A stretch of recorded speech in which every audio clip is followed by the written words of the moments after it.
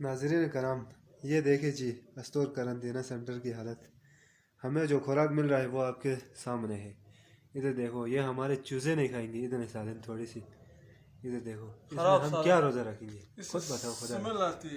خدا را خود بتاؤ. ادھر دیکھو، ادھر دیکھو، اتنا تھوڑا سالن دیا ہے، مطلب اس میں ہم روزہ نہیں رکھ سکتے.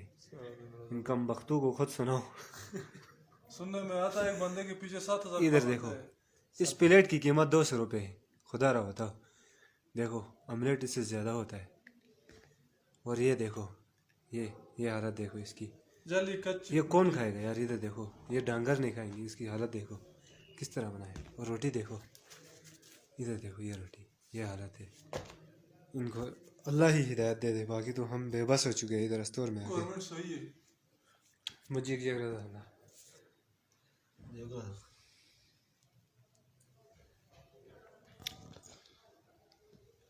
استور قرنطینیہ میں ظلم و ستم کی انتہا. روزہ داروں کے ساتھ ستوری ماں کی طرح سلوک. یہ کب تک برداشت کیا جائے گا؟ یہ صرف اور صرف قرنطینہ استور کامری کے لوگوں کے ساتھ جو ٹاپ سے اسرف رہنے والے لوگ ہیں. کوئی کرشے سے تعلق رکھتا ہے، کوئی کامری کے بالائی علاقوں سے، کوئی کامری خاص سے، کوئی منی مرگ سے. تو آخر ان کے ساتھ یہ ظلم کیوں؟ یہ ظلم کی انتہا کب تک رہے گی؟ اگر بالفرض گورنمنٹ کی طرف سے 14 دن قرنطینہ کا شیڈول ہے تو پھر یہاں 28 دن رکھنے کا کیا تک بنتا ہے؟ 20 دن یہاں لوگوں کو ظلم و ستم کی بربریت میں پیسنے کی کیا انتظامیہ کا تک بنتا ہے؟ تو اس ظلم و ستم کے خلاف آواز اٹھانے والے ہر اس آدمی کی ذمہ داری بنتی ہے جو اس علاقے گریز سے تعلق رکھتا ہے کہ کم سے کم غریب عوام کے شانہ بشانہ کھڑے ہو اور غریب عوام کی اس آواز کے ساتھ ہر وقت ان کے ساتھ تعاون کر لے اور عوام کے ساتھ جو ظلم کیا جا رہا ہے اس کو بند کر دیا جائے. اگر قرنطینہ میں رکھ کر کسی سے کوئی اگر ایک بیماری بھی ثابت ہو رہی ہے تو وہ ثابت کر لے. وہ جو چند ساتھی پچھلے دنوں چلم سے واپس لا کر گلگت بھیج دیے گئے تھے، ان کا بھی جو ٹیسٹ دوبارہ کروانے پر پتہ چلا کہ وہ صاف اور شفاف ٹیسٹ آ رہے ہیں.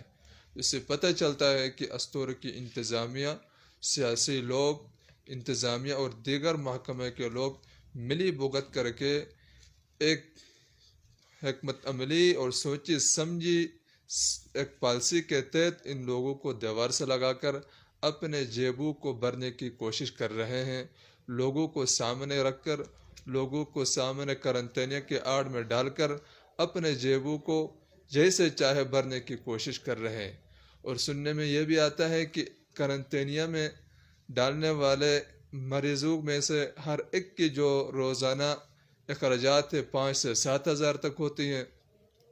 تو آخر وہ 5,000 6,000 7,000 پیسے کہاں جاتے ہیں؟ یہ آملیٹ کی مانند پلیٹ جو ہے وہ 200 روپے کے دیتے ہیں.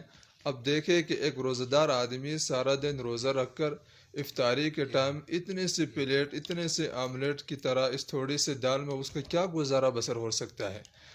پھر یہی حالت سحری کے ٹائم میں بھی ہے. صرف اتنا فرق ہے کہ سحری کے ٹائم اسی دال کے اوپر تھوڑی سی ایک گوشت کی 1 یا 2 بوٹی مرغی کی وہ ڈال کے دیتے ہیں کہ ایسا لگ رہا ہے جیسے کہ وہ ان کی ہڈیاں چوس کر بس وہ ہڈی ڈال دیا، گوشت کھا کر بھیج دیا. ایسی ہی وہ بوٹیاں یہاں ڈال کر بھیج دیتے ہیں. کہ ہم گزارش کرتے ہیں اعلیٰ حکام سے کہ جن کو یہ ناقص انتظامیہ بڑے ولولے کے ساتھ جو کہہ رہی ہے کہ ہم بڑا اچھا انتظام کر رہے ہیں قرنطینہ والوں کے ساتھ، یہ سارا کا سارا جھوٹ ہے، دھوکہ ہے، فریب ہے. یہ لوگوں کا سیاسی انتقام لینے کا ایک دروازہ کھل گیا ہے کہ جس کے ذریعے سے وہ عوام، غریب عوام سے اپنا ظلم اور اپنا سیاسی انتقام لے رہے ہیں. آخر اگر یہ ظلم و ستم بند نہیں رہا تو تنگ آمد اور جنگ آمد کی طرح یہ عوام سراپا احتجاج ہوگی.